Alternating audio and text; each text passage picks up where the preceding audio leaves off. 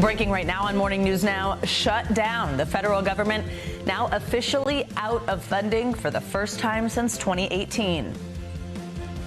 Reconsideration is not passed. Senate lawmakers failing to pass two 11th-hour bills to keep the government open ahead of the midnight deadline, with Republicans and Democrats placing the blame on each other. It's stunning. I cannot believe that Chuck Schumer has done this, really. You all know exactly why he's doing it, because he's worried about his own political future. They've got to sit down and negotiate with Democrats to come to a bill that both parties can support. Now, fear and uncertainty for hundreds of thousands of federal workers as President Trump warns of the consequences of a shutdown. The last thing we want to do is shut it down, but a lot of good can come down from shutdowns. When you shut it down, you have to do layoffs, so we'd be laying off a lot of people. Clearly a lot to get to this Wednesday morning. Good morning. Thanks for being here with us. I'm Savannah Sellers. And I'm Joe Fryer. So let's get right to it. NBC News senior national politics reporter Jonathan Allen has reaction from the White House. We're also going to talk about the impacts the shutdown could have on millions of Americans with travel expert Katie Nastro. But let's start with the latest on the impasse in Congress with Capitol Hill correspondent Melanie Zanona. Mel, good morning. So this is the first time the government shut down since 2018. That was a partial shutdown during the first Trump administration. This is a full government shutdown, and as you know, federal agencies are already functioning with reduced workforces thanks to cuts that were made under the DOGE era. Are we in new territory as far as what this shutdown is going to look like? Yeah, good morning, guys. I've been a Capitol Hill reporter for almost 15 years. I've covered a couple of these shutdowns, and I would argue the stakes have never been higher. And primarily, that's because you have President Trump in the White House, who is threatening to make this as politically painful as possible for Democrats. You had the OMB director come out with a memo saying that they're going to institute mass firings for federal employees in the event of a shutdown. Some Democrats have said that was an intimidation tactic. They weren't sure that they were actually going to follow through. But Trump is making quite clear that he plans to indeed try to cut back on services, fire people. He even teased the idea of cutting benefits for people. So on top of what you already see during a shutdown, which is thousands of federal workers either being furloughed or being forced to work without pay, in addition to national parks closing, you're going to see the slowdown of some services. It's going to be an absolute mess, especially the longer that it drags on. Mel, there were actually two last-ditch effort votes last night. Some lawmakers did actually end up breaking rank to vote with the opposing party. Tell us who that was and what ended up happening.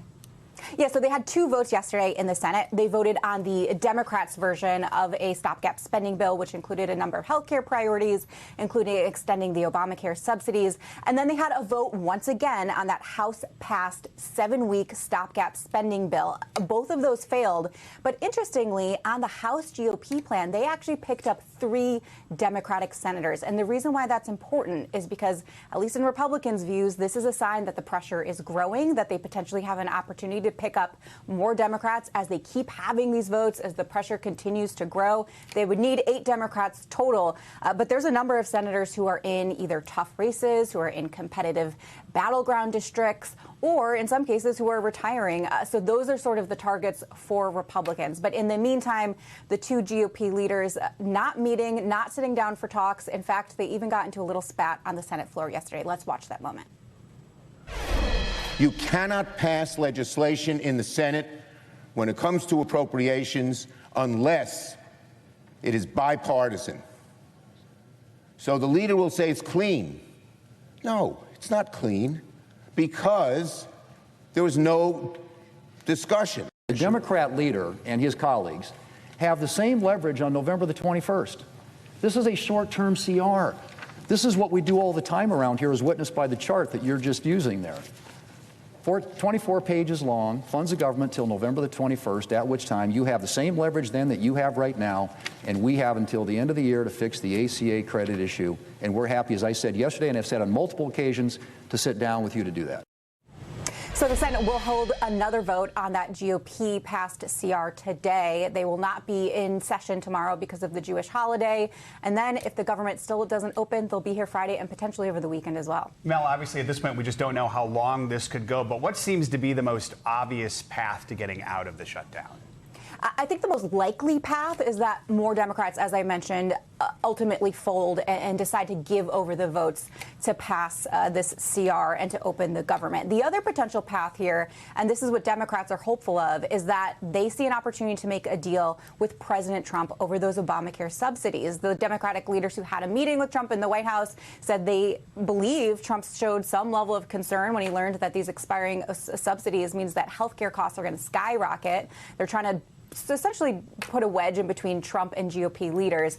But so far, they are all standing firm that Republicans do not want to negotiate health care until Democrats open the government first. So that's where we're at, guys, on day one of this government shutdown. All right, Mel, thank you so much. Well, now let's bring in Katie Nastro to explain how the shutdown could impact millions of people when it comes to their travel plans. She is a spokesperson for the travel site Going. Katie, good morning. I'm so excited. I'm about to kick off a couple days of travel. So this is really great news, and I'm really excited to hear from you. And as I think so many people are wondering right now, what does this mean when I go to an airport? The U.S. Travel Association estimates that our travel economy could actually end up losing $1 billion a week if the shutdown is not ending quickly. But let's start with, how would it affect the National Park Service and other federal tourist attractions? Yeah, good morning, Savannah. Look, based on the latest contingency plan, national parks are partially open as of now, but visitor centers and anywhere that needs personnel are going to be closed. And really, if this continues for weeks and weeks, this is really where we see national parks to shutter. And looking at the government shutdowns in the past, we saw our parks really start to deteriorate. Things like trash pickup, safety concerns start to mount as people will get into the parks and are not able to get medical attention if needed, as well as damages can occur. And already national parks are strained, operating with 24% less staff than they had in years past, based off of January numbers. So this is really could cause concern for travelers that are heading out in the weeks to come if this continues. Katie, we have a recent survey revealing 60% of Americans said they would rethink, even cancel trips in the event of a government shutdown. The TSA, of course, is a government agency. So maybe not today, but down the road, what could this mean for our airports? Yeah, Joe, great question. And again, essential services. So we're going to see flights take off and arrive. Now, as we get through this, if this continues, this is really where we can see morale start to deteriorate in the form of TSA workers and air traffic controllers who are already strained, showing up day after day. And this can really take a toll on people that are not getting a paycheck at the end of the week, if long story short. So this could then lead to staffing issues, call outs like we saw in 2019, which the longest shutdown in history actually caused some temporary airport shutdowns. Now, it is unlikely that will happen this week, potentially next week. But again, if this continues, this is really where travelers could incur some delays, not even in the form of the TSA lines, but also due to flights being delayed. What about international travel? What kind of disruptions could we see there?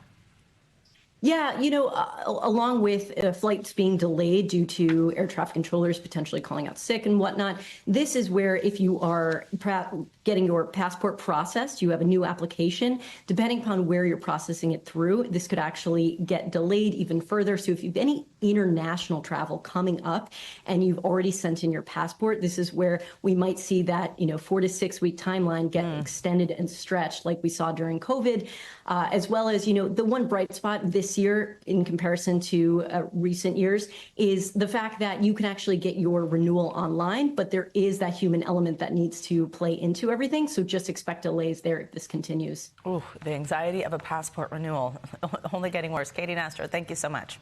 Let's bring in NBC News senior national politics reporter Jonathan Allen, who's covering the White House for us. John, first, you're going to act as our history professor here because President Trump was in his first term nearly 70 years ago during what did become the longest government shutdown in history. That was about 5 weeks. It was over the holidays back in 2018. Just walk us through what happened back then, how the Trump administration handled it that time. There was a big fight at the time over funding President Trump's border wall. And President Trump brought Nancy Pelosi, then the leader of the Democratic Party in the House, into the White House, and they negotiated in public. And Pelosi basically got him to say, "I own a shutdown," at which point he kind of owned the shutdown. A month later, they came to an agreement, got the government back open. 34 days. All right. Well, we'll see what happens this time. In other news, yesterday, this was kind of a big deal. The president announced a deal with drug maker Pfizer to voluntarily sell its medications at lower cost to Medicaid patients. So they're going to actually sell these drugs on a new direct-to-consumer website called Trump RX. Walk us through how this will work and why the White House is doing this now. Yeah, I mean, I think we're going to have to wait just a little bit to see exactly how it works. But American consumers are angry about drug prices, and not surprisingly, because they know that drug prices are cheaper overseas. What President Trump is doing here is something that many members of Congress agree with, would like to have been able to do themselves, but for political reasons have not been able to do, which is force drug makers to sell at a lower price here in the United States. And, you know, he's so confident that it's going to work, he's put his name on it. John, we also want to ask you about a court case that's making some headlines here. The Trump administration's attempted crackdown on free speech, heavily criticized by a federal judge in Massachusetts. This judge was a Reagan appointee, ruled foreign students have the same free speech protections under the First Amendment as U.S. citizens. It's getting a lot of attention in legal circles for what it says and perhaps most importantly, how it says it. So what should we know about this ruling and what comes next? Well, look, I think there's a big philosophical divide here between the President of the United States and many other people who look at the First Amendment to the Constitution and really the sort of concept of America. It is difficult on the one hand to say that the United States is a beacon of freedom for people around the world, and then say if people come here from around the world, they're not allowed to say what they think. You know, the First Amendment is at the core of our democracy or a republic, if, you know, whichever sort of part of that balance you want to talk about. And it dates back to our founding and before our founding, and the frustration that the British had for so many years with their inability to speak about the king. Lots of history this morning, recent and distant, from John Allen. John, good to have you with us. Thank you. Take care, guys. Well, in front of a packed audience of the U.S.'s military's top brass from around the world, Defense Secretary Pete Hegseth unveiled controversial cultural and standards changes within the armed services. Hegseth announced new directives for the military, including new physical fitness standards, while also attacking DEI initiatives within the armed forces. He spoke before the president, who then suggested major U.S. cities could be training grounds for the military. NBC News senior national security correspondent Courtney Kuby has more. The topic was shrouded in secrecy beforehand and security was tight. Some of the nation's most senior military leaders ordered to board buses at 3:30 a.m. and then wait hours for the event to begin, according to defense officials. This speech today is about people, and it's about culture. Defense Secretary Pete Hegseth telling generals and admirals who'd flown in from all over the world to get on board with a series of changes. But if the words I'm speaking today are making your heart sink, then you should do the honorable thing and resign. The new standards include new grooming rules that prohibit beards and a requirement that everyone in combat roles must meet the highest male standard for physical fitness, a change that could impact women in uniform. If that means no women qualify for some combat jobs, so be it.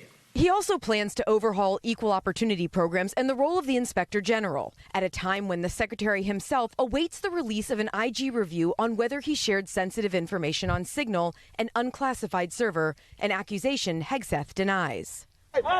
New recruits could also see changes, lifting restrictions on how far drill instructors can go. They can swear, and yes, they can put their hands on recruits.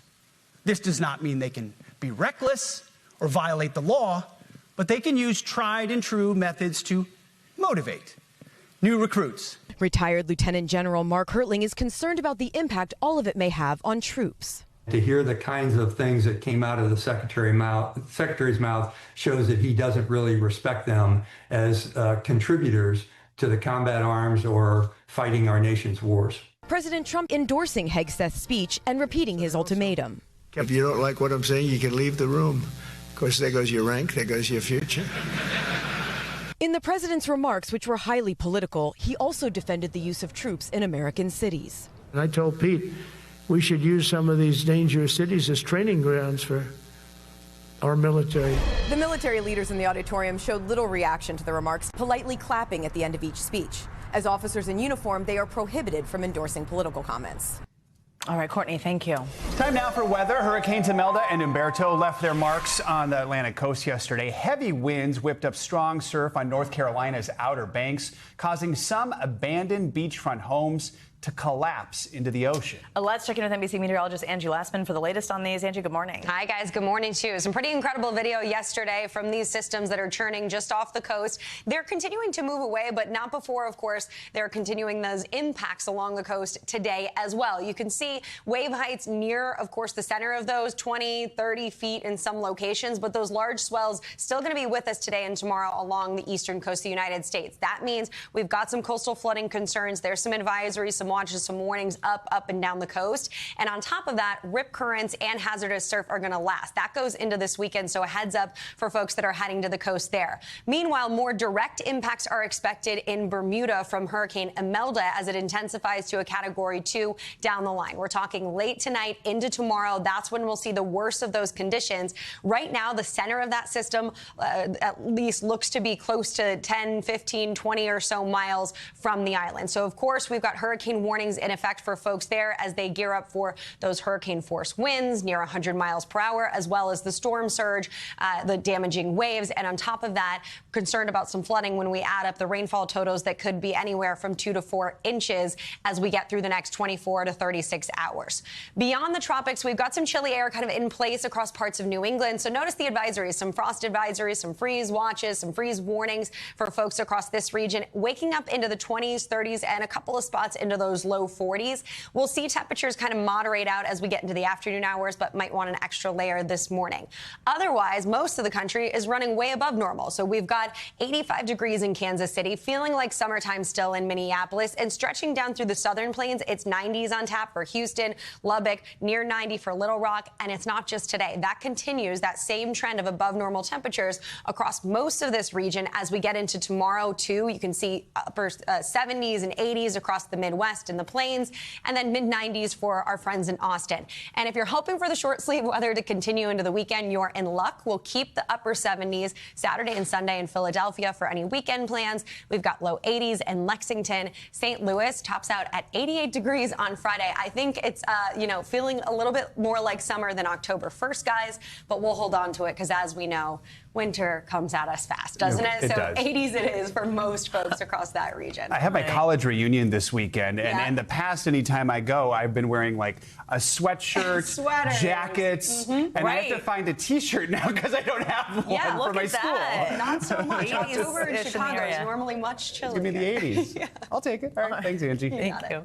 All right, well, rap mogul Sean Diddy Combs is set to be sentenced this Friday after he was convicted on prostitution-related charges over the summer. Well, now on the eve of sentencing, prosecutors are asking a judge to send him to prison for more than a decade, but Combs' legal team is asking for just 14 months. NBC News entertainment correspondent Chloe Malas has the details.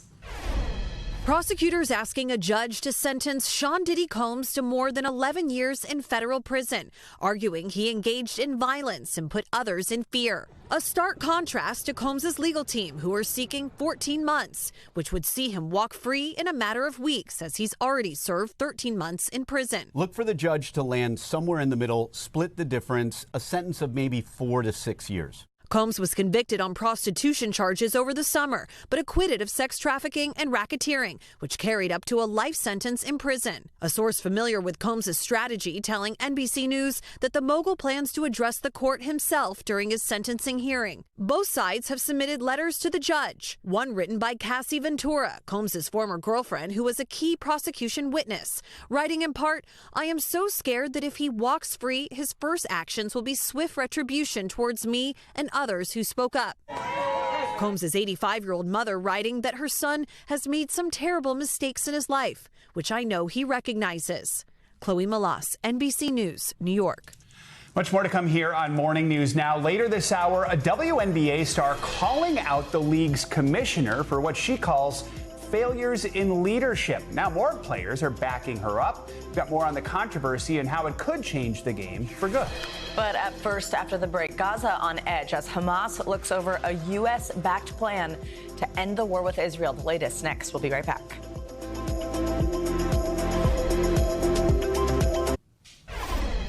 We're back with the latest out of the Middle East, where President Trump's peace plan to end the war in Gaza is gaining momentum. More Arab states are announcing their support.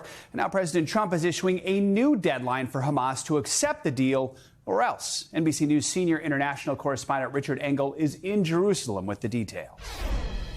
President Trump said that time is running out for Hamas to accept his proposal to end the war in Gaza. Well, we're going to do about 3 or 4 days. And if Hamas says no, Israel has the green light from the U.S. to keep the war going. We have one signature that we need, and that signature will pay in hell if they don't sign. I hope they sign. Israel has already approved Trump's plan, which demands Hamas release all of its hostages in 72 hours and disarm, in return for Israel withdrawing from much of Gaza. And the Trump proposal has momentum, now backed by nearly a dozen Arab and Muslim-majority countries, including Egypt, Saudi Arabia, and Jordan. And that is lifting the spirits of Eli David. His brother Eviatar is one of the remaining living hostages, last seen skin and bones in a Hamas video. I don't know if we'll see a lot of hostages coming back in 3 days. It sounds like a dream to me. Does it feel any different this time than previous attempts that have obviously been unsuccessful for your brother? Yes, it does. It does. It does. To see the support worldwide from side to side in Israel and abroad, maybe it is different. Our thanks to Richard Engel for that report. Hamas says it is reviewing the details of President Trump's peace plan for Gaza as the clock ticks on this new deadline. Now let's go to Indonesia, where dozens of students remain trapped in concrete rubble after an Islamic school building collapsed on them on Monday. NBC News international correspondent Raf Sanchez takes us to the urgent search, where hundreds of rescuers are desperately working to free survivors.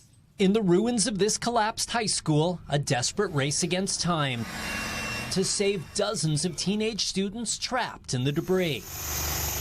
Officials say 38 people are missing, some calling out to search teams from below the rubble. 3 people already confirmed killed, and growing dread that the toll will rise.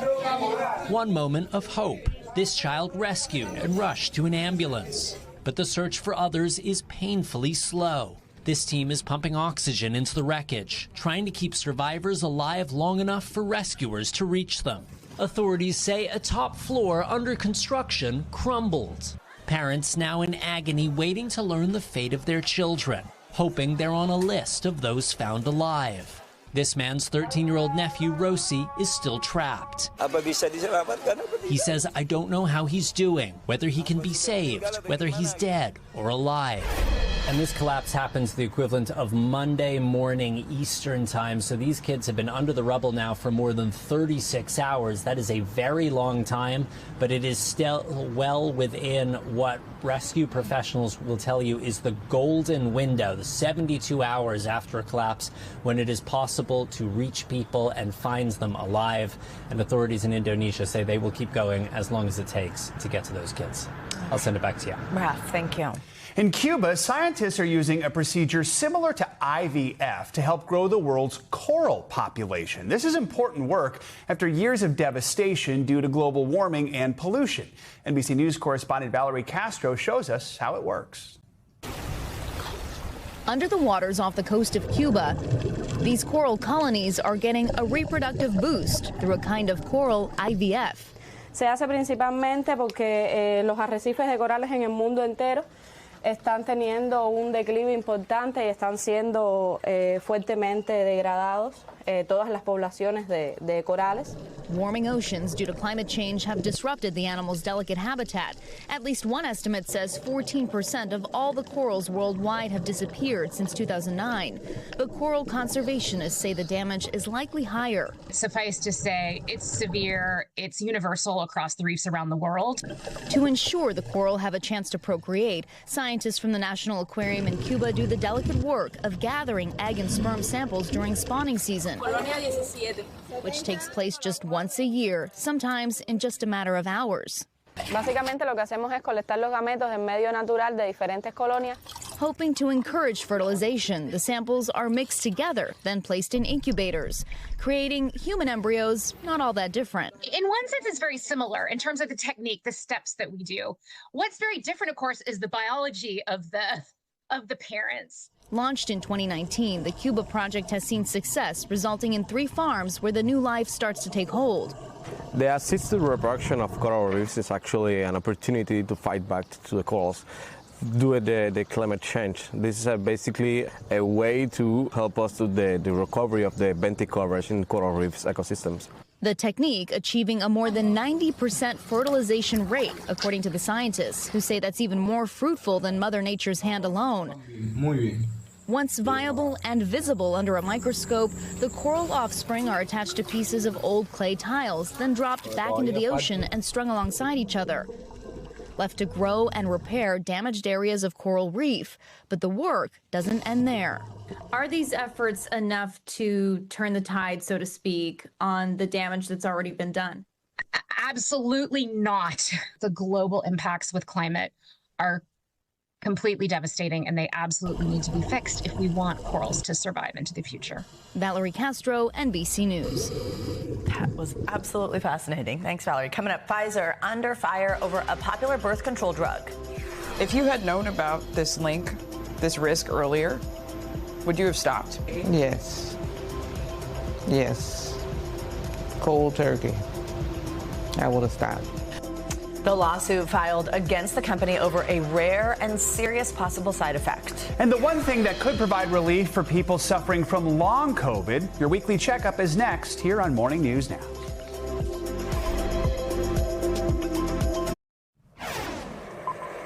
We are back with our weekly medical checkup for you. This week, we are looking at new research that shows how exercise may help reset the immune system in people struggling with long COVID. Plus, we're going to dive into some new insights on heart attack risk factors. We're so lucky that here to break down these health headlines. This is my new dance, my medical roundup dance. I don't know. I might have to work on that. We need a theme song for you. We're going to get on that in the control room. have to work on that a little bit. At the very least now. See, I told you we were lucky. He's here. Look how fun this is. Dr. John Torres, good morning. Morning. Great to have you you here doing? on set with us. Great.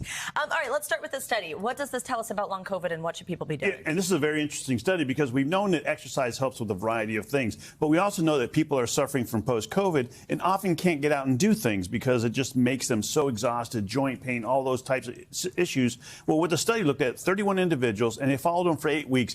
Half of them they had exercised, the other half had just not exercised, the control group, and they found out that those that exercised, they actually had an increase in what are called naive immune cells. Those are cells that are out there to respond to new infections or anything that might happen to us. The other thing they do is it actually helped with cell turnover, immune cell turnover. The important part there is that helped with infections, or I'm sorry, with inflammation, and so joint pain and things like that. So, you know, essentially, it's a good idea to go out and exercise, but if you can't do it, and here's the doctor's orders, try and get out as best you can. On top of that, try and take it slow. And I tell my patients all the time, if all you can do today is a block, do 1 block of walking this week. Next week, go to 2 blocks. After that, go to 3 blocks. And after a while, you'll be walking a mile or 2. And so just make it slow, but keep progressing. Good to know, just like right outside your door, not exactly. even the gym, you not don't have weights. to go anywhere. Yeah. All right, our next study sort of challenges this notion that a heart attack comes out of nowhere. Researchers found 99%, more than 99% of people who have a heart attack, stroke, or heart failure do have at least one risk factor. So what are those factors?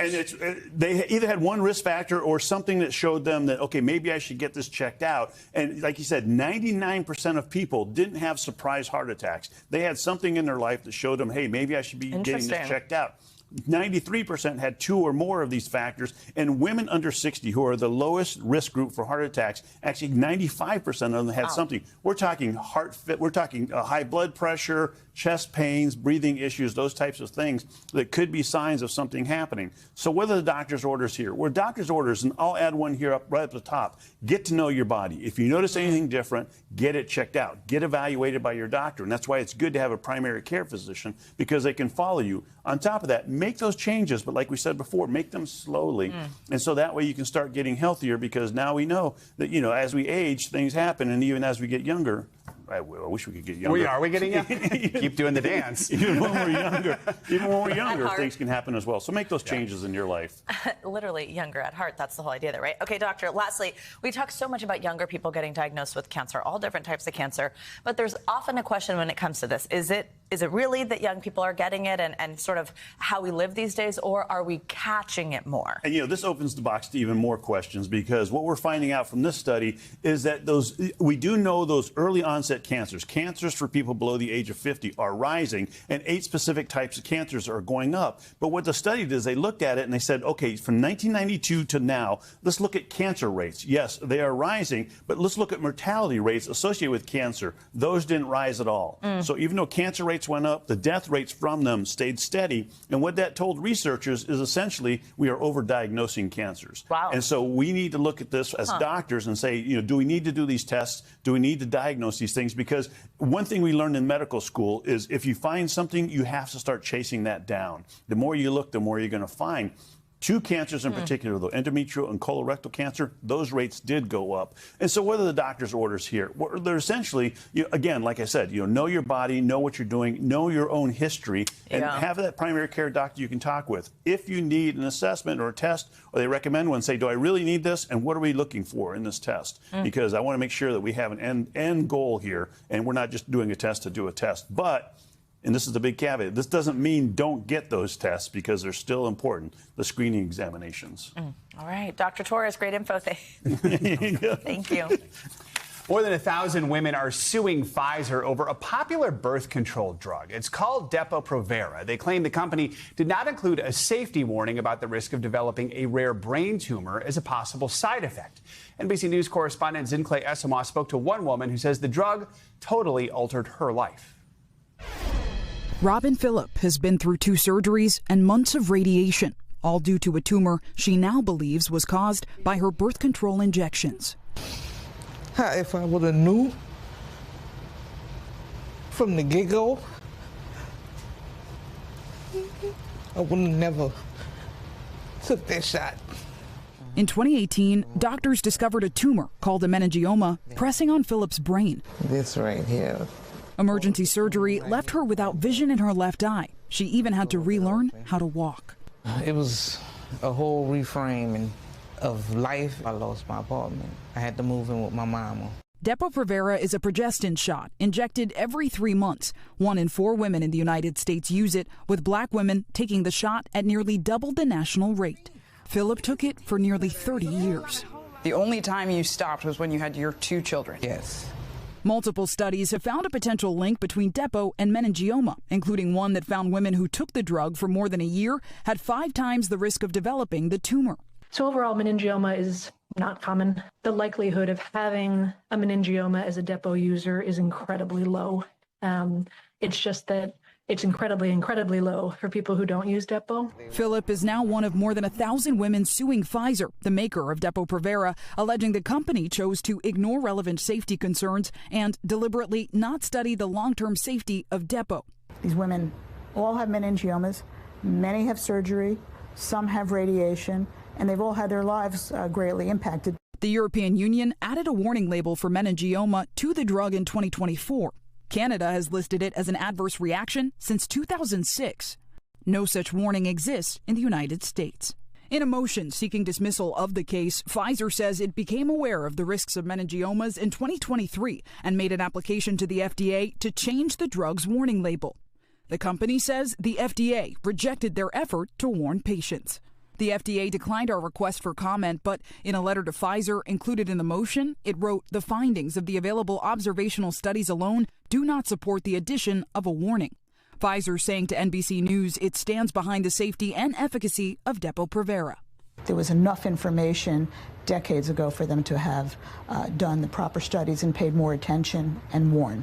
Even after Robin Phillip's 2018 surgery, she kept taking Depo. Her tumor grew back. If you had known about this link, this risk earlier, would you have stopped? Yes. Yes. Cold turkey. I would have stopped. Zincle Esamoah, NBC News, West Wego, Louisiana. Coming up, drama off the court for the WNBA. We have the best players in the world. We have the best fans in the world. But right now, we have the worst leadership in the world. One of the league's biggest stars calling out the commissioner. Now more players are speaking out. We were going to break down that controversy, what it could mean for the game. Morning News Now. We'll be right back.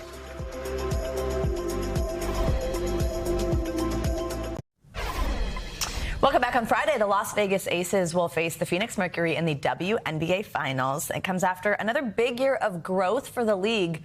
But all that success, it's kind of being overshadowed by controversies over leadership and refereeing. On Tuesday, Minnesota Lynx star Nafisa Collier directly called out League Commissioner Kathy Engelbert following her team's loss in the semifinals. Here's a little of what she had to say. The real threat to our league isn't money. It isn't ratings or even missed calls or even physical play. It's the lack of accountability from the league office. That's a mentality driving our league from the top. We go to battle every day to protect a shield that doesn't value us. The league believes it succeeds despite its players, not because of them. Since then, Collier has received a wave of support from other players around the league. The Players Association said in a statement, "When Fee speaks, people listen. We are confident that her words today speak to the feelings and experiences of many, if not most or all of our members." For more on this, we are joined by our friend, you know him, you love him, host of Front Office Sports Today, Baker Machado. Baker, good morning. Okay, so let's get into this. So first, I want to say a little bit more about what we heard there from Collier. This is this post-game statement calling out officiating in the league as well. It comes after she and her coach Cheryl Reeve were at the center of an officiating controversy. It was in this playoff game.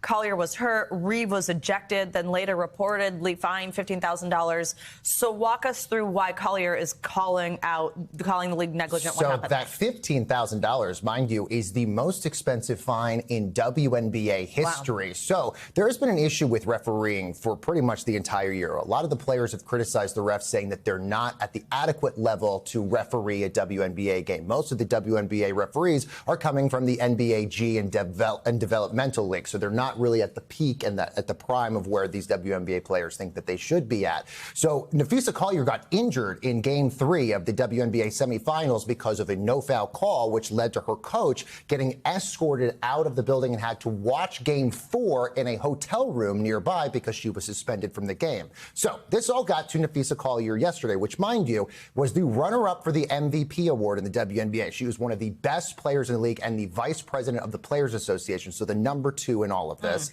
She usually does a yearly statement to the press, sort of just her exit interview. And when she sat down for 4.5 minutes and read her statement, we all looked at that and said, this is going to be big. And sure enough, it was. Now, all of these things that Nafisa Collier sort of touched on, players have been telling us behind the scenes for over a year. They have had fraught negotiations for a new collective bargaining agreement that expires at the end of this month, which is really, really big. And all signs point to there potentially being a lockout in the WNBA because you have players, as Nafisa Collier pointed out in her statement, like Caitlin Clark, who make $79,000 in their rookie contract and make most of their money from their endorsements outside of the league. And the key here is it's not just what she said, it's that almost everyone seems to be coming out very openly in support here. How is the league responding, if at all? Yeah, so this was actually intense because it was universal. Everybody except for, mind you, Caitlin Clark released a statement yesterday. The Fever told us yesterday that Caitlin Clark would not be issuing a statement.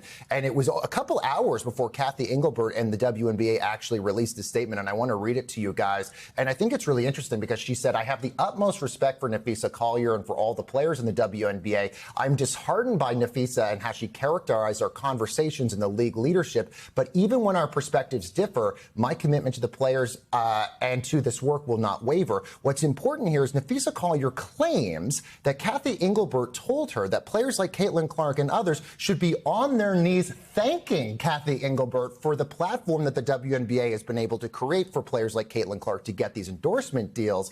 But what makes this all interesting is Caitlin Clark signed a lot of these endorsement deals before she got into the WNBA. She signed her big Nike deal while she was still in college. So this has now led to this conversation of how much longer does Kathy Engelbert, the commissioner of the WNBA, who's only been there for a couple years, how much longer does she stay in charge? And after this, it doesn't look like very long. That's a great question. Okay, so USA Network, I should say, it's currently owned by our parent company, Comcast, spinning off into this new company, but it announced it signed a new 11-year media deal with the WNBA that's going to start next year. I mean, meanwhile, though, players, they don't have their deal done. Where do things stand ultimately with that? Do you see, I mean, I know time is running out, basically. What does that mean? So as you mentioned, the WNBA finals are happening now. We've got the matchup, and then after that, Nobody knows. Nobody really knows. And if you remember during the WNBA All-Star Game in Indianapolis, the players all wore T-shirts that said, "Pay us what we deserve." They are going into this negotiation with the new CBA prepared for a lockout. And there's a reason for all of this, because in January, there is a 3-on-3 tournament called Unrivaled, which, by the way, is co-founded by Nafisa Collier, and players like Paige Beckers and others have an equity stake in this league. That starts in January, and players get paid a lot more to be in that league than they do in the WNBA. So if anything, they're thinking, we'll stand by and do the Unrivaled league because we are more valuable to the WNBA than they seem to value us. And I mean, essentially their message is not that WNBA gave us a platform. They're basically saying we gave you publicity here because we're Caitlin Clark, we're Angel Reese, and that's why people are turning up here. Absolutely. And so to the point of that big deal that USA is now broadcasting 50 games, that's huge. And Kathy Engelbert got a ton of great coverage from ESPN and all these other platforms that are now broadcasting WNBA games that hadn't in the past. But what happens when there's no players? All of a sudden, you can't watch those games anymore. So this is going to be really interesting the next 30 days, what happens here. Baker Machado, so interesting. Thank you so much. Thanks, guys. Now, the FTC is slapping real estate giant Zillow and Redfin with a new lawsuit. CNBC's Silvana Henao has that in other Wall Street headlines for us. Hey, Silvana. Savannah, Joe, good morning. Yes, so the Federal Trade Commission is suing Zillow and Redfin, alleging Zillow paid Redfin $100 million to stop competing for online listings for apartment rentals. So the FTC says this reduces competition, is likely to drive up costs to advertise vacancies, and reduce incentives for the companies to compete by making their sites easier for renters to use. Zillow runs Trulia, HotPads, and Street Easy, while Redfin operates Rent.com and ApartmentGuide.com. Zillow says the arrangement benefits both renters and property managers. Meanwhile, retailers are asking Congress for a new law to allow them to round up purchases to the nearest nickel as supplies of pennies dry up. So Bloomberg reports in a letter to lawmakers, retail groups say that businesses can't give exact change any longer. President Trump signed an executive order in February to phase out the penny, which costs nearly 4 cents to produce. The retail groups include convenience stores, supermarkets, restaurants, truck stops, and gas stations. And Wikimedia wants to make it easier for you and developers of AI models to search through its vast archives of data. The Wikimedia Foundation is creating a new AI-friendly database for Wikidata, which is the sister project of Wikipedia. Now, a team in Germany spent the past year using a large language model to turn the 19 million entries on the site from clunky data into vectors that capture the context and meaning around the entry. Now, while the user experience does remain the same, Wikipedia won't become a chatbot. The backend will just become easier for developers to access when they're building their own bots, guys. All right, Savannah, thank you so much. Well, let's stay with some business news. Some classic brands are looking for new ways to attract young customers. So Coach, you know it, just opened its newest cafe inside its store in the Mills at Jersey Gardens. It's an outlet mall near New York City. And it's not the first to offer the sip and shop experience. Companies from Ralph Lauren to Nordstrom, Capital One, they're all opening coffee shops, hoping to lure more Gen Z shoppers to spend their time and money. NBC News senior business correspondent Christine Romans has a look. Reminds me of it's so cute. I had to have that. How about a matcha latte with that handbag? Y'all, this is not a drill. The s'mores latte, the tabby cake, even sweet little treats. Coach hoping to build brand buzz for a generation raised on online shopping, now thirsty for experiences. What do handbags and coffee, how do they go together? It's really all about the experience. Gen Z really wants tactile experiences, right? I think this experience is going to drive even more people to our brand. Gen Z and millennials making up nearly 70% of Coach's new customers in North America last quarter. Think less click and ship and more shop and sip. Oh, and it's eminently postable on social media. Are you more likely to buy more Coach stuff if you come for coffee too? Yes. So what draw you to the coffee? TikTok. Yes. Starbucks famously turned coffee into an experience. Other retailers like Ralph Lauren, Restoration Hardware, and even banks like Capital One are offering coffee options too. But I thought people were exhausted by inflation, but you're saying if the experience is right, people will still spend money. If the experience is right, if the product is right, if it's in the right location, we know where we want to go, then people are certainly spending money on that, yes. And posting online about it too. This is the third location in the U.S. There'll be another one later this week. Altogether, by next week, 19 of these Coach coffee shops around the world, really appealing to the younger shopper. Ironically, the digital native consumer who wants anything but just an online shopping experience. They want to touch, feel, taste, and post about it on social media. Back to you. So cool. Christine, looks fun. Thank you. That's going to do it for this hour of Morning News Now. Stay with us, though. The news continues right now. Developing right now on Morning News Now, lights out. For the first time in 7 years, America's federal government thrown into the uncertainty of a shutdown. Top Democrats and Republicans on Capitol Hill furiously pointing fingers in the run-up to a series of last-ditch votes that came up short. Senate Democrats have sacrificed the American people to Democrats' partisan interests. So we see now Republicans are plunging America into a shutdown, rejecting bipartisan talks, pushing a partisan bill, and risking America's health care, worst of all. Now President Trump issuing this dire warning to federal workers whose jobs could be on the line. When you shut it down, you have to do layoffs, so we'd be laying off a lot of people that are going to be very affected. We'll dive into what exactly is at stake for everyday Americans, which government benefits will and won't be impacted, and the path forward with Washington now at a crossroads.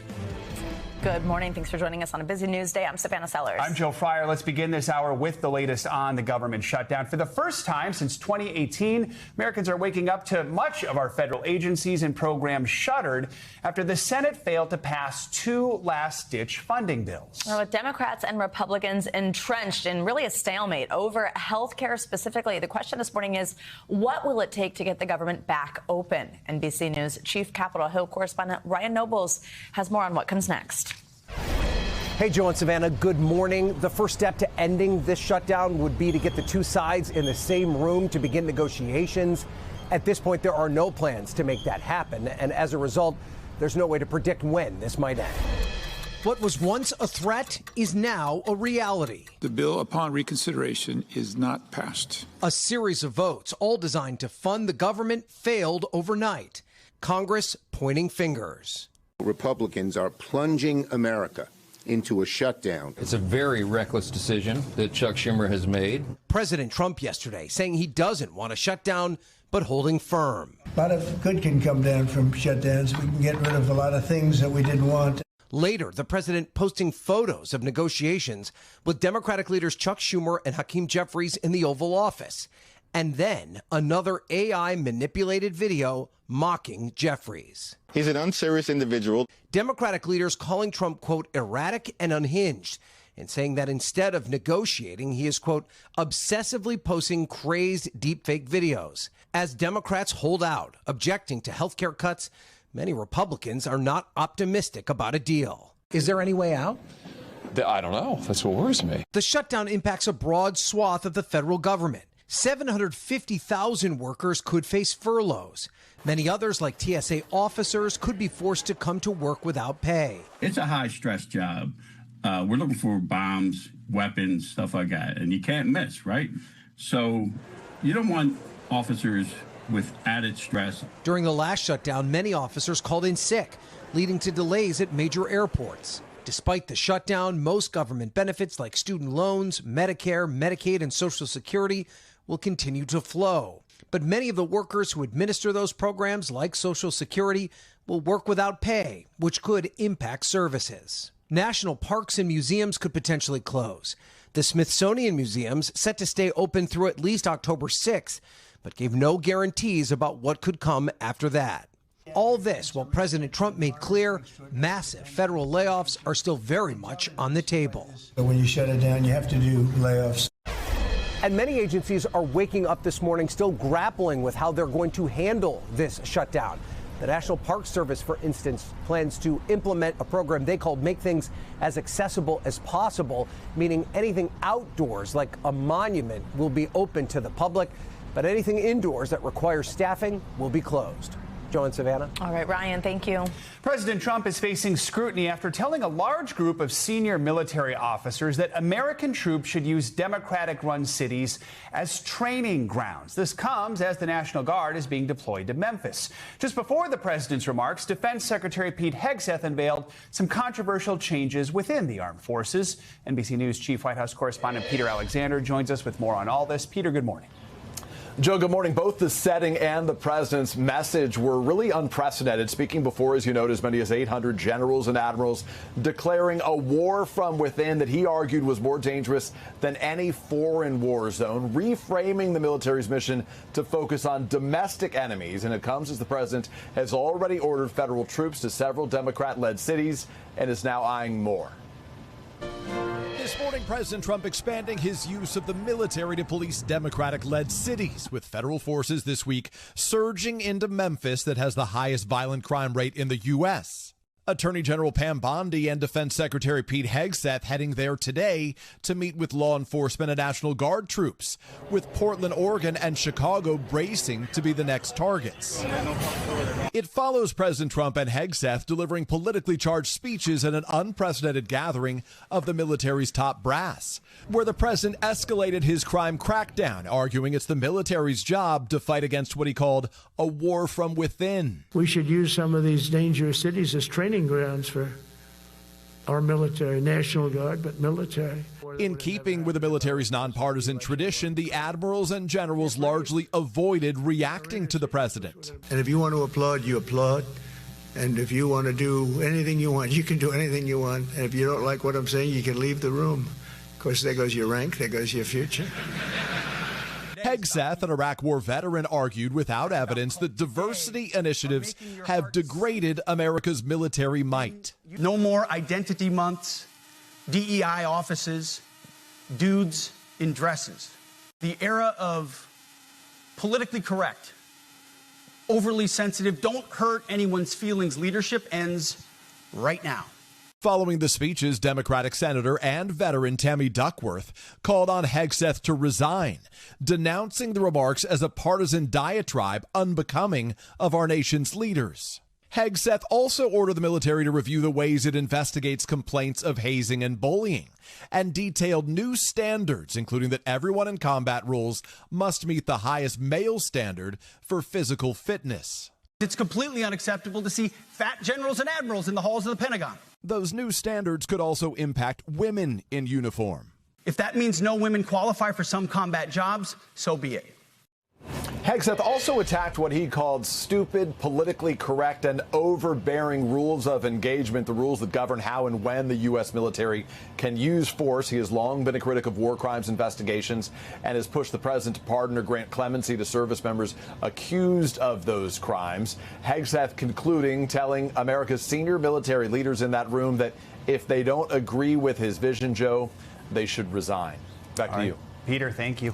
Let's turn to health news. The cost of some prescription drugs could soon be going down. Drug maker Pfizer reached a deal with the White House to avoid new pharmaceutical tariffs that take effect today in exchange for reducing prices on certain medications. For more, let's bring in NBC News senior business correspondent Christine Romans to walk us through what this all means. Christine, Hi, good guys. morning. Great to see you with us. Okay, so how much could drug prices drop, and who's really going to feel an impact? So Pfizer says that by at least half some of these drug prices will fall. The whole point here is the White House has really been pushing for U.S. customers to pay for prices in the U.S. to be as low as they are in other countries, especially Europe.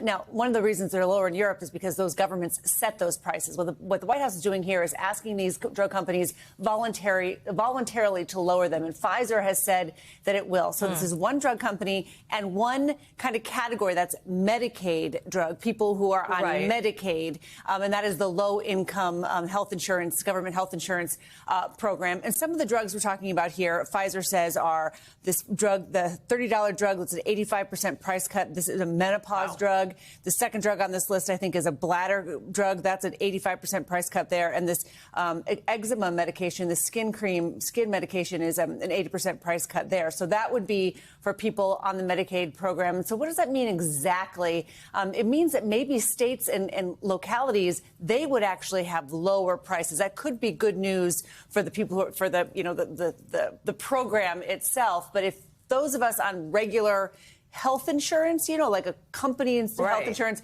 it probably doesn't mean anything there. Yeah, your graphic mentioned direct-to-consumer sales. How are those going to be affected? Yeah, so that's interesting. Trump RX, a Trump-branded direct-to-consumer website, the government says it's going to get up and running sometime next year. And you wouldn't buy drugs directly through the government, but the government would connect you to the drug companies so that you could buy drugs that way. And again, for people who are using insurance, unclear who that would help. That would really help maybe the uninsured, but getting the lowest drug prices there if you're not going through your insurance company. Here's an interesting piece of this. Pfizer's also benefiting from this deal, right? We know the company's getting a 3-year exemption from the president's new pharma tariffs. How big of a bargaining chip is that? Do we think we see more deals to come? So the White House says it is talking with more companies, so watch this space here. But you have 100% tariffs on foreign-made branded medicines. I mean, that would raise the price of a lot of medicines here, but there are some exemptions. Generics are exempted, so that's good. A lot of people in the United States use generic drugs, so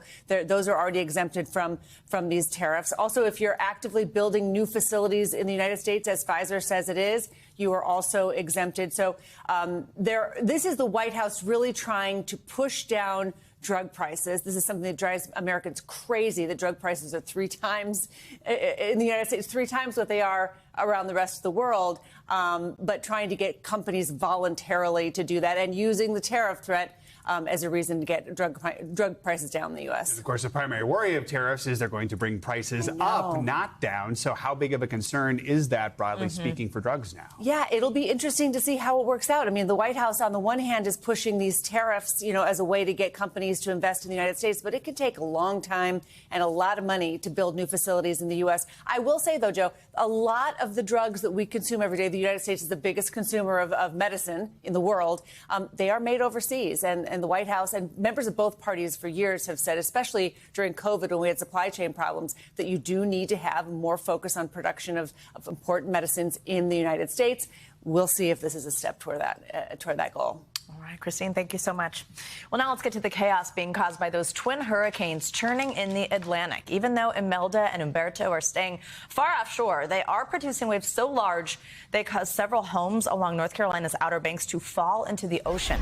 NBC News correspondent Jesse Kirsch is in Miami. He joins us with the latest effects here. Hey, Jesse, good morning. Hey, Savannah, good morning. Thankfully, no one was inside any of those homes when they were destroyed in Buxton, North Carolina. But now officials along the Cape Hatteras National Seashore are warning visitors to stay away from the area. This dramatic video from North Carolina's Outer Banks. Beachfront homes reduced to rubble. Churning surf from hurricanes Imelda and Umberto causing at least 5 houses to collapse on this barrier island. Fortunately, all of them were unoccupied at the time. Although the twin storms won't make U.S. landfall, they continue wreaking havoc in the Atlantic Ocean, producing dangerous waves and rip currents along the East Coast. Communities from Florida to the Carolinas had been preparing for the worst. The storm way off the coast can still bring those rip currents and those strong tides and really affect our beach system and our dune system. As the hurricanes track toward Bermuda, officials are warning that more beachfront structures are in danger of collapse. The 5 homes lost Tuesday are just the latest to disappear along the North Carolina shore. 17 homes have crumbled into the ocean since 2020. This morning, officials cleaning up debris and urging caution as even more dangerous swells are expected in the days ahead. And again, people should remain vigilant along the East Coast this week, whether it is for high surf, rip currents, or coastal flooding. There is some kind of advisory for communities from Florida up to Maine. Savannah. All right, Jesse, thank you so much. Let's get right to NBC meteorologist Angie Lassman. Yeah, she's keeping a close eye on the tropics for us. Hey, Angie, what's the latest? Hi, guys. Good morning. Jesse gave some good advice there. We're still going to see those indirect impacts from these systems, even though they're moving away and eventually will weaken. But for the time being, we've got 2 Category 1 hurricanes, Imelda and Umberto, continuing to move to the east, both of them at this hour, but still dealing with those coastal dangers that you just heard about. The large swells are going to be in the picture for today and tomorrow. We're still going to see some of that coastal erosion happening, as well well as the flooding along that coastline.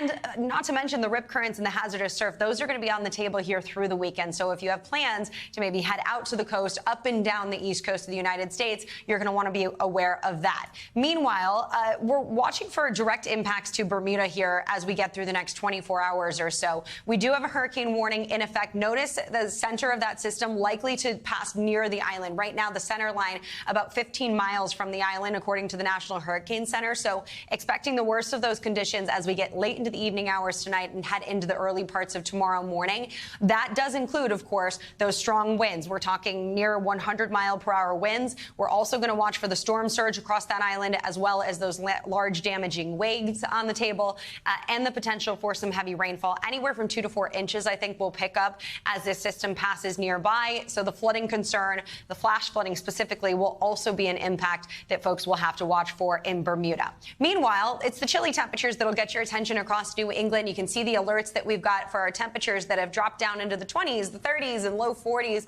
across this area. So grab the sweater. You're going to want to have it handy, at least for the morning hours across this region. Different advice if you live, I don't know, almost anywhere else in the country, especially the middle of the country, stretching from the Rockies all the way to the Ohio Valley and down from top to bottom of the plains. We've got temperatures above normal. So it's 90s across parts of Texas, high 80s for Little Rock, mid 80s for Kansas City, even 70s in Cleveland. It'll feel summer-like, not just today, but for tomorrow. It's been quite a warm start to October, and that doesn't really look to change in the short term. We're still going to keep the short sleeve weather with us as we roll through the end of our work week and into the weekend. High 80s on tap for St. Louis on Friday, and we keep it in the mid 60s both Saturday and Sunday. A little bit more comfortable for our friends in Philadelphia this weekend. We're still going to be pretty summer-like.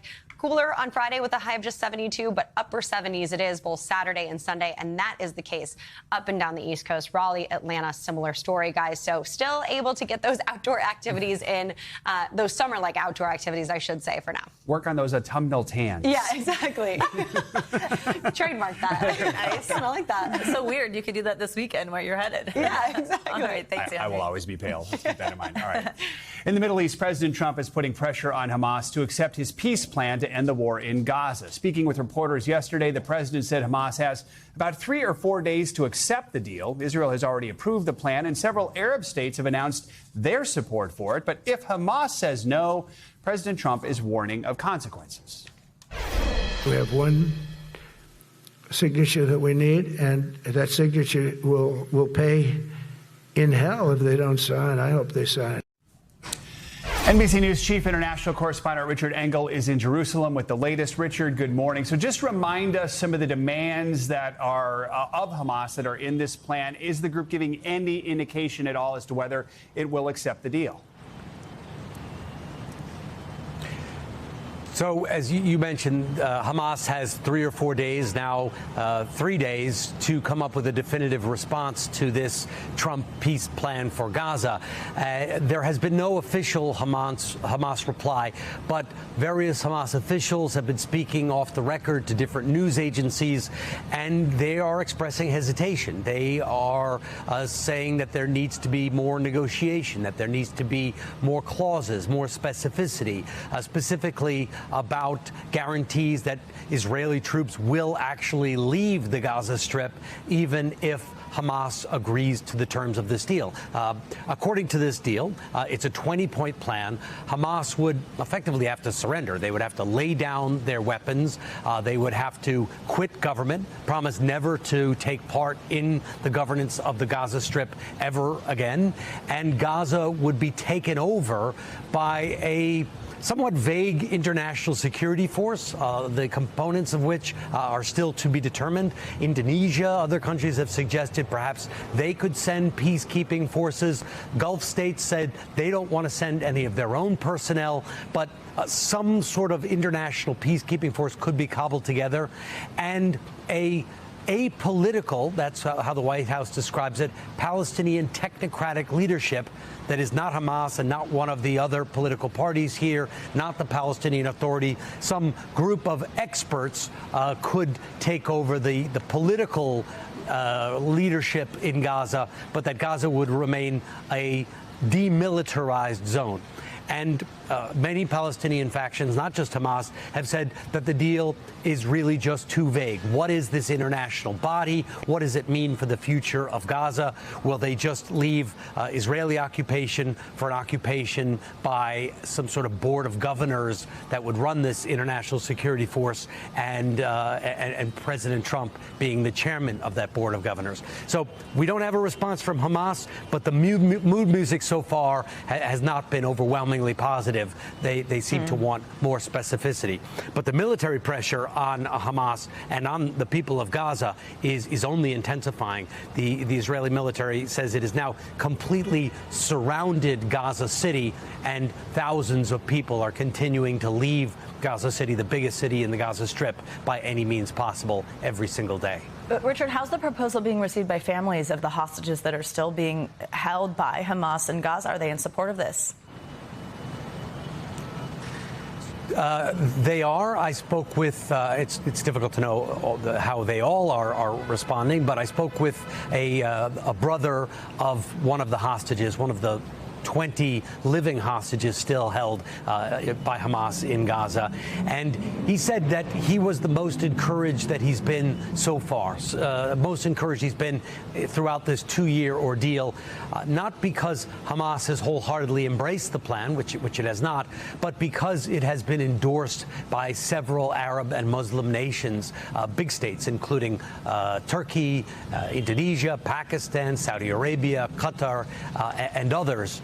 Making it putting extra pressure on Hamas to accept the deal, even if they're not happy with it, even if it's vague. All right, Richard Engel, appreciate your reporting as always. Thank you. There's much more to come on this Wednesday edition of Morning News Now, including the big changes coming to Walmart's own food and drink brands, what shoppers should know this morning about their ingredients. First, after the break, an ambitious new search for answers in a mystery that has confounded American historians for decades. The team of New Jersey researchers who have one goal: find Amelia Earhart's lost plane. Tom Costello has more on that next. We are back with a story we've been following closely. The new effort to find Amelia Earhart's lost plane some 88 years after she disappeared. A team of researchers from Purdue University has now scheduled a new expedition to a remote island in the Pacific Ocean. NBC News senior correspondent Tom Costello joins us with exclusive details here. Tom, good morning. Purdue's determined to help find her plane because Earhart worked at Purdue back in the 1930s. We learned that when you brought us sort of the first piece of this, and now we have new information, right? Good morning. Yeah.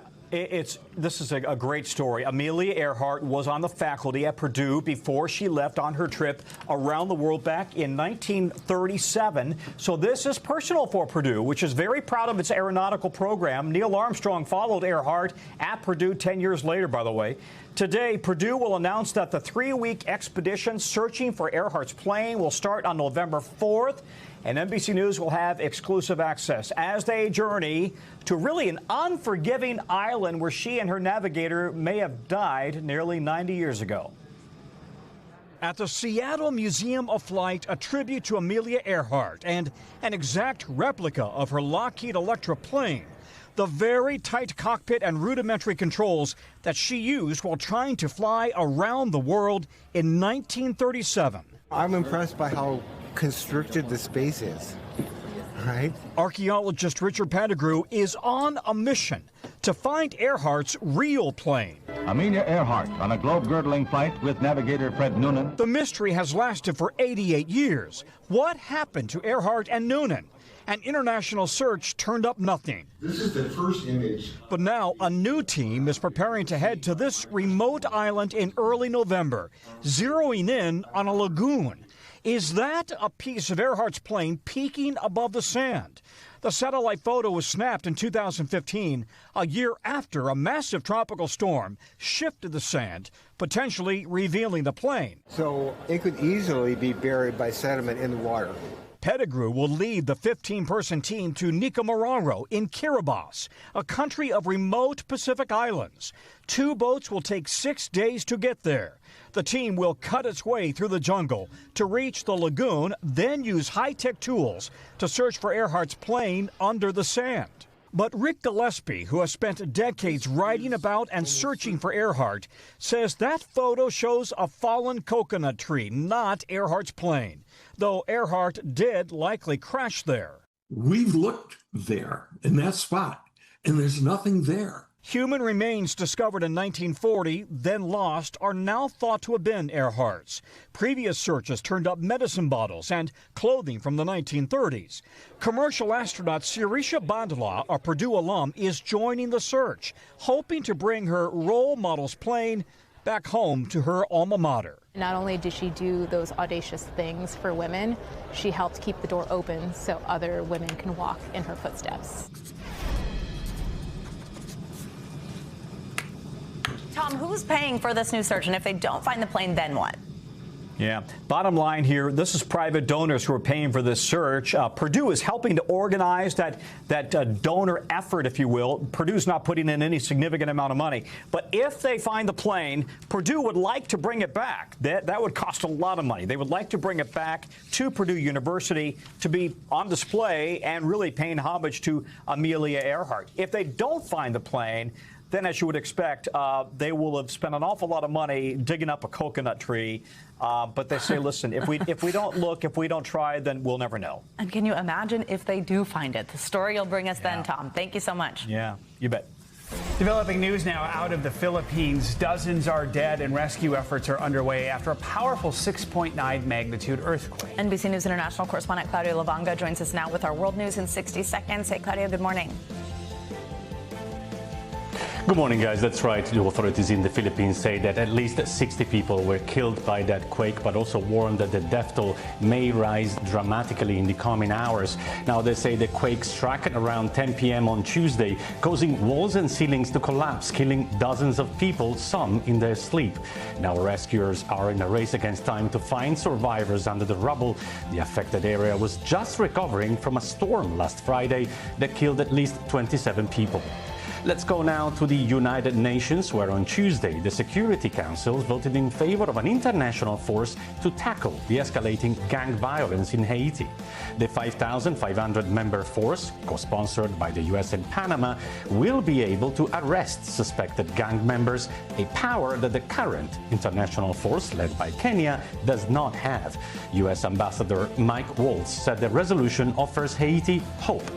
And let's end this tour of the world in the skies over Austria, where a Slovenian climber achieved the first climb while suspended from the wing of a flying aircraft. His name is Domen Skofic, and he defied gravity and freezing temperatures to climb a specially built route between the wings of a glider more than 8,000 feet above ground at speeds of up to 62 miles per hour. Well, I guess, guys, this guy has brought the saying, climbing to new heights, to a whole new level. Back to you guys. That's not climbing, that's hanging, right? Am I missing something there?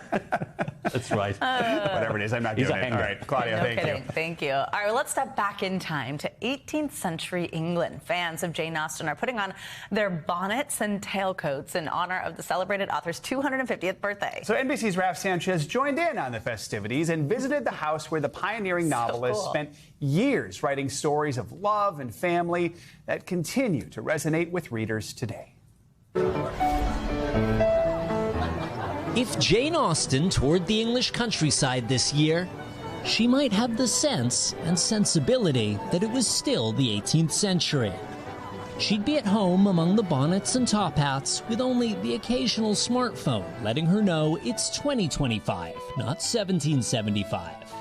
That's because 250 years after her birth, Austen is being celebrated across Britain at costume events like this, honoring the pioneering novelist whose timeless tales of family and romance still delight to this day. I think it's the stories that even 250 years on that are still relatable and can translate to a modern audience as well. Austen's 6 novels have been bestsellers for more than 2 centuries and inspired an endless stream of movie adaptations.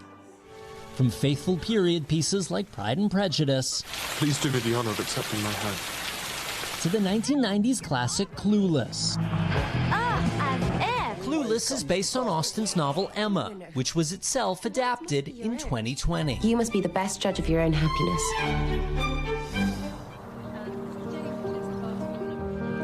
we head to the house where Austen spent her final years writing and revising her books. It all happened here. It is a site of extraordinary creativity. Lizzie Dunford is the director of Jane Austen's house. So this is Jane Austen's writing table. She wrote here? She wrote here. You can see actually this side of the table is slightly more worn down. Literally, it's worn out because she was leaning over it and she's writing over it. Wow. And it is really small. It's tiny. I know, but it makes sense when you see her surviving manuscripts. She'd make little booklets. She'd take paper and she'd fold it in half, and this is what she'd write on. Booklets that would turn into Pride and Prejudice. And one of literature's most famous opening lines. It is a truth universally acknowledged that a single man in possession of a good fortune must be in want of a wife. Among the visiting Austen superfans were many Americans, including Amy Shagnon, a high school teacher from San Diego. This feels like a Jane Austen Comic-Con, you know, a Jane Austen convention. So it's cool to geek out with other Jane Austen nerds. Do you have a favorite book? By this point, I was starting to feel a little underdressed. Fortunately, there was someone who could help.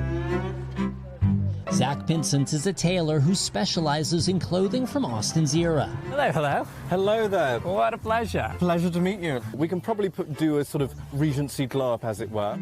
We started with the cravat, forerunner to the bow tie. The thing about bow ties is it's like tying your shoelace, but round your neck. Yes. Followed by a floral waistcoat. I'm starting to feel quite the dandy. And a slightly more sober jacket. A gentleman must always have his head covered. And then, canes in hand, we were ready to stroll the grounds. I have to say, life is a little more fun in a top hat. Isn't it, though? Feeling for just a moment that we'd step back in time, like minor characters in one of Austen's great novels. Raph Sanchez, NBC News. Okay, could not have loved that more. And Raph has not taken that off since he shot this story, so watch out. He's still there, that's why. All right, coming up, charging up. If you're in the market for a Tesla, get ready to shell out a little more cash for your new wheels. When we come back, more on the end of an attractive EV tax credit and what buyers need to know this morning. You're watching Morning News Now.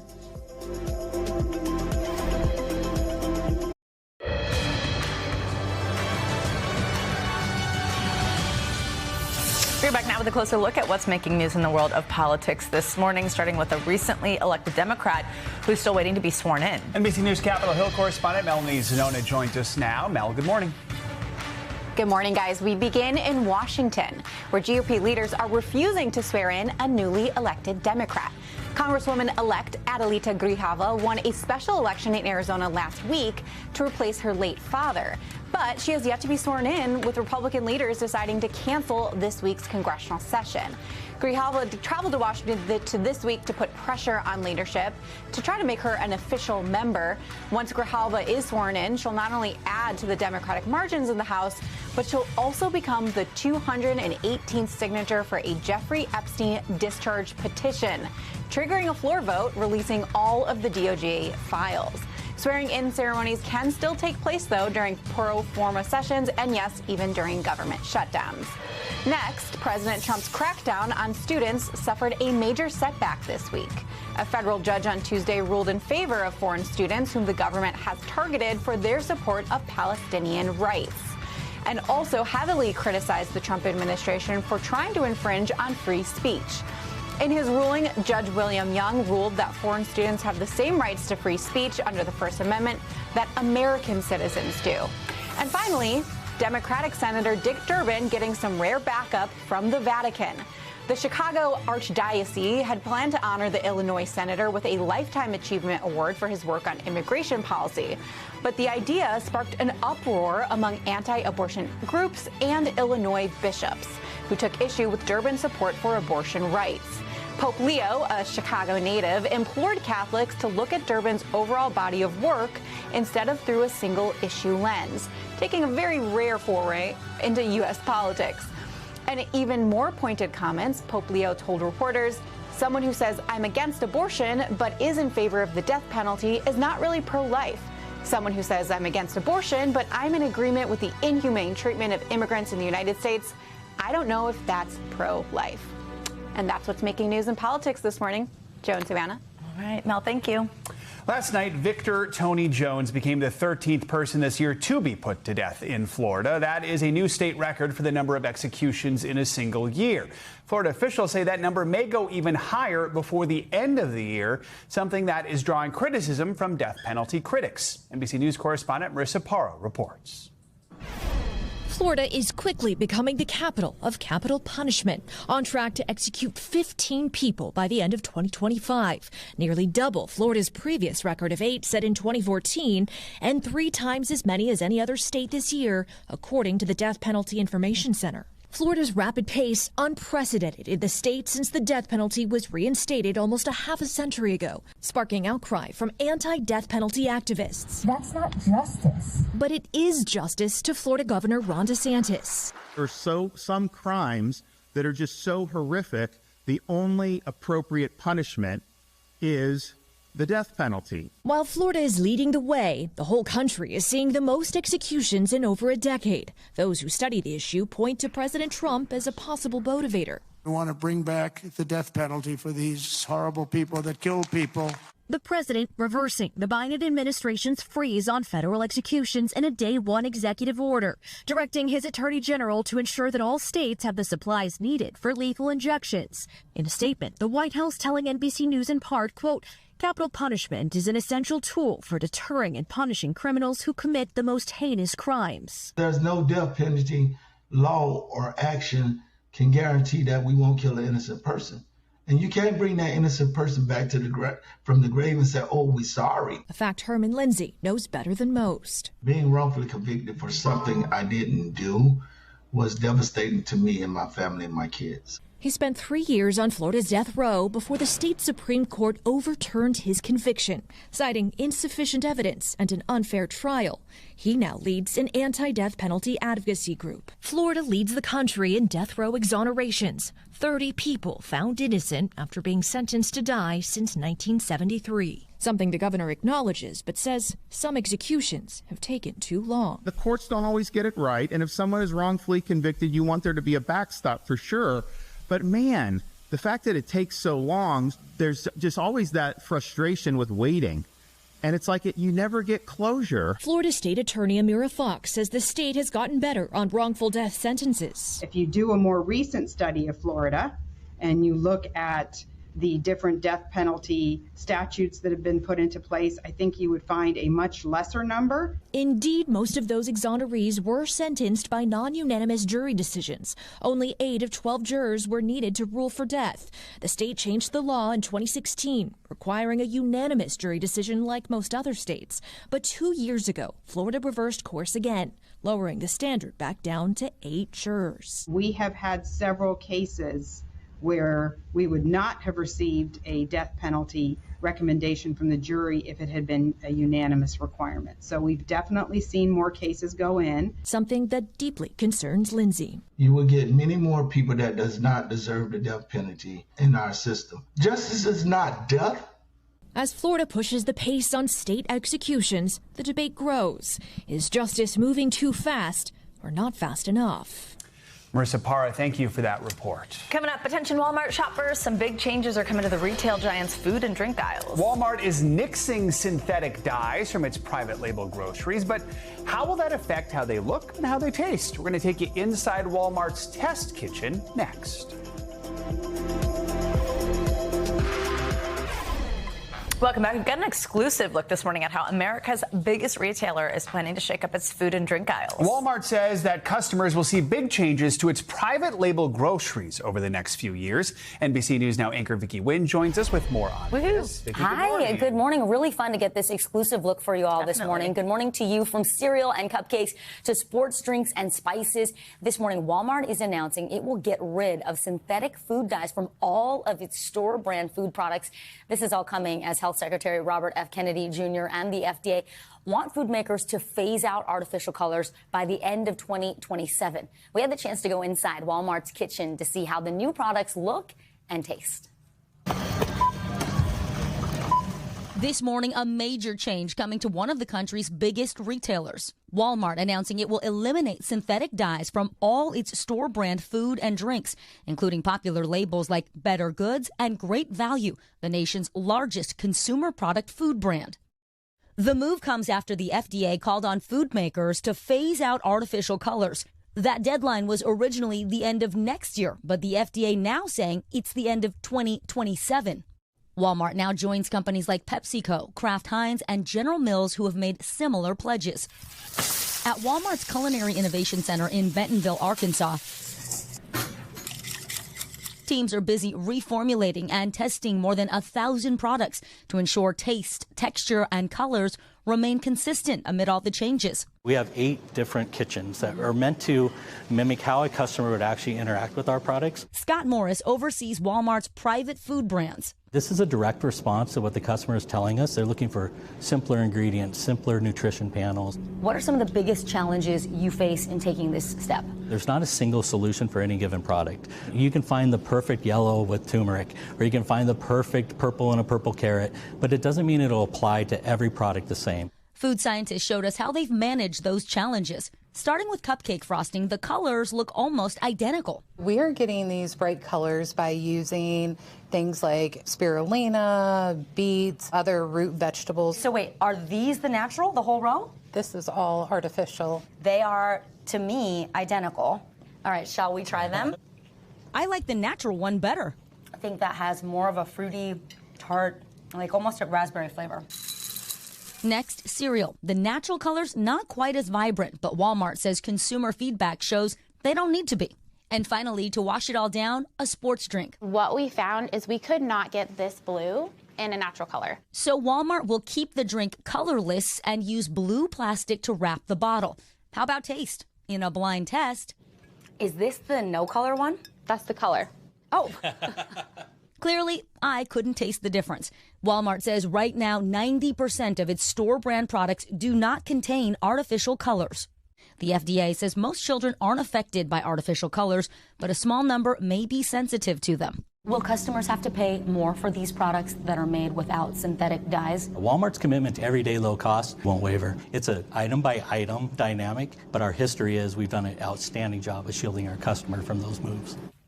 And Walmart says it will complete the removal of synthetic dyes by January 2027. The company is also pledging to remove 30 additional ingredients from its food lineup, including certain preservatives, artificial sweeteners, and fat substitutes.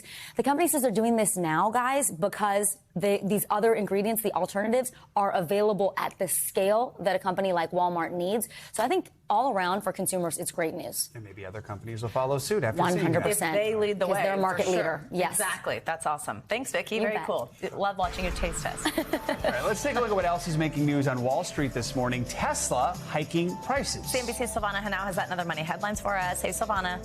Hey guys, good morning. Yeah, that is right. Tesla raising lease prices for its cars as the $7,500 federal tax credit for electric vehicles has expired. So Tesla and its rivals were receiving the credit and including them and offering attractive lease prices for customers. The monthly lease for the top-selling Model Y is going up to about $599 at the top range from $529. Meanwhile, PayPal and Venmo users will soon be able to pay each other via phone or email. So starting in November, PayPal users will be able to find and pay people on Venmo using their phone numbers and vice versa. So with email addresses, these will be added as an option later. Now, previously, customers had to use a complicated workaround to transfer money between the two services, a point of contention since Venmo is owned by PayPal. And a federal judge says Apple, Google, and Meta must face lawsuits claiming they promoted illegal gambling by hosting and accepting commissions from casino-style apps that users become addicted to. Now, the judge rejecting the company's argument the Communications Decency Act protects online platforms from liability over third-party content. Dozens of plaintiffs claim Apple's App Store, Google's Play Store, and Facebook promoted a Vegas-style experience of slot machine gambling and collected an estimated $2 billion in commissions. The companies have declined comment, guys. All right, Silvana, thank you. Now to some potentially good news for your next global getaway. Inflation might still be high here in the U.S., but there are several countries where the U.S. dollar is strong. Yeah, think bucket list vacation spots like South Africa, Japan, or South Korea. Experts say those countries tend to have better exchange rates at a lower cost of living, which can feel like an automatic discount. More on this. Let's bring in Andrea Sachs. She's a travel reporter for The Washington Post. Andrea, good to have you with us. Let's just get right to the key question everyone wants to know the answer to. You spoke to several industry experts for your reporting. What are some of those top global cities where the dollar is strong? Oh my gosh, I'm going to need two hands for this. There are so many, which is really good news. We have some that have always been bounced around. Thailand, Indonesia, Vietnam, South Africa. There's still really good places for the U.S. dollar. It goes far, but some new ones are cropping up. South Korea, which you mentioned, is a really big one because, unfortunately for them, their currency is weakening. Our dollar is strong there, and so it goes much farther. Argentina is still kind of in the running, but not as good as it used to be because inflation is lower there. So again, good for the country. For American tourists, you can still get good deals in Argentina. Peru is great too. The list goes on and on. New Zealand, Australia, Canada, also great places. But it's important to mention the cost of living. So even if the dollar is strong, things might be expensive. So if you pair it with a country that has a lower cost of living, you can get a lot more for a little amount. Absolutely. Why is this happening? Why is the U.S. dollar still strong internationally, even when like inflation and prices are sky high at home? I mean, it's their currency. So it's kind of like how their infrastructure is, how their economy is doing, what their cost of living, what their goods and services are. When labor and goods are cheaper, more expensive for the local economy, but for us cheaper, then we get the benefit of that. So that means whenever you're asked that question, and I know we're always stumped by it, do you want to pay in a local currency or your currency? Always choose their currency because exchange rate will be in your behalf. That is that question that you get asked when you're checking out at so many places, and you always got to remember that advice right there. So this might be motivating, your story might be motivating people to look at some international travel coming up later this fall or this winter. What's your best advice for people who are looking to make those plans? Lock in the big expenses right away because currency, it fluctuates so quickly, it's fluid. So if you see that it's a really advantageous exchange rate, book your hotel, your flights, which are actually cheaper internationally than domestically right now. Any tours, anything, the big expenses, book them now, lock in that exchange rate, and then you just have like the little things to pay for when you're there. What are some resources people can use to check how far their money will go? Like, do you have to travel immediately to take advantage of this, or can we keep keeping an eye on it? You can keep an eye on it. Obviously, you can book the big things now. If you have like a good refund or travel insurance, that kind of gives you a little wiggle room, but you don't have to go immediately at all. There's one, the Big Mac index, which cracks me up. So it's basically using the Big Mac hamburger as the standard. So it takes the U.S. price and then compares how much a Big Mac is abroad, and then you can tell whether the currency is overvalued or undervalued. I just saw a travel video doing that same thing. Everywhere he goes to McDonald's to check it out. Andrea Sachs. Yeah, you don't need to eat the hamburger. You can just use it to determine whether you should try or you could eat it. You could eat it. Right. You could eat 10 of them if it's cheap. Andrea, thank you so much. Appreciate it. Thank you. Coming up, the viral influencers proving age is just a number. When Morning News Now returns, we'll introduce you to the 60-plus content creators taking TikTok by storm. That's next. Stick around. Welcome back. Fat Bear Week 2025 has a winner, and this year it's something of a comeback story. This is Bear 32 we're going to show you, also known as Chunk. For the last 3 years, he has come second in the online contest where fans watch bears from Katmai National Park in Alaska bulking up on salmon before they hibernate and vote for their favorite. This year, Chunk faced even more of a struggle because, get this, he broke his jaw a few months ago. Well, despite all that, he triumphed over 11 other bears to take the crown. The event's organizer, Explore, posted this celebratory message. Chunk the hunk, the chunkster, 32 Chunk, all hail the new king of Brooks River. Congratulations to Chunk. Everyone at Morning News Now wishes you a relaxing hibernation. A broken jaw didn't even stop him. Through He a is a straw? tank. Salmon through a straw. There we go. Get the blender out. All right. Congrats, Chung. Yeah. Finally this hour, a new group of content creators is attracting a lot of attention on social media. They're called silver influencers. These are folks in their 60s, 70s, even older, who post about everything from beauty to health and home organization, even the latest TikTok dances. NBC's Stephanie Goss breaks down how this group could be a secret weapon for brands. Get ready with me to watch my favorite show. Move over, Gen Z. They call me the candy corn queen. There's a new generation going viral. They're called silver influencers, boomers and Gen X building large online audiences by just being themselves, posting everything from workout videos. Warming up and cooling down are just as important as lifting weights. To dating advice. These are some sports bars you can meet men at. One TikTok account called The Retirement House boasting 6.4 million followers. A glass cleaner will actually dull the actual material. 69-year-old Lisa Jacobs runs the social media account Imagine It Done. I don't feel like I am old at all because I'm a part of today's world. The word clutter does not have to be negative. Offering cleaning and organization tips to her nearly 300,000 followers. Why do you think it's working so well for you? I talk the talk, I walk the walk. I'm not just some newbie that, stages things. So I knew right away that I was going to take it to another level. 49-year-old Nicole Johnson Sanchez turning her personal struggles and passion for beauty into a brand for all ages. I was going gray at the same time. I'm thinking I'm in the beauty space. I'm on YouTube. I mean, how is this possible? How can I even do this?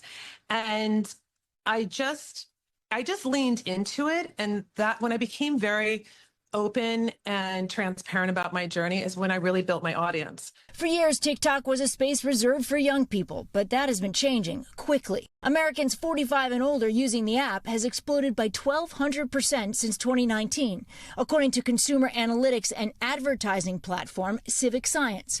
Some experts say younger users see these older influencers as more authentic and that it resonates.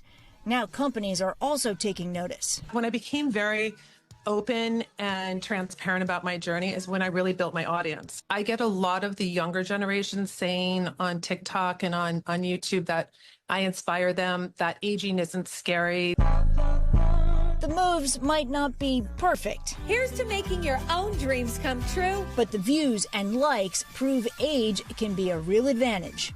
Stephanie Gosk, NBC News. That's going to do it for this hour of morning news now. Stay with us. The news continues right now. We thank you for watching, and remember, stay updated on breaking news and top stories on the NBC News app or watch live on our YouTube channel.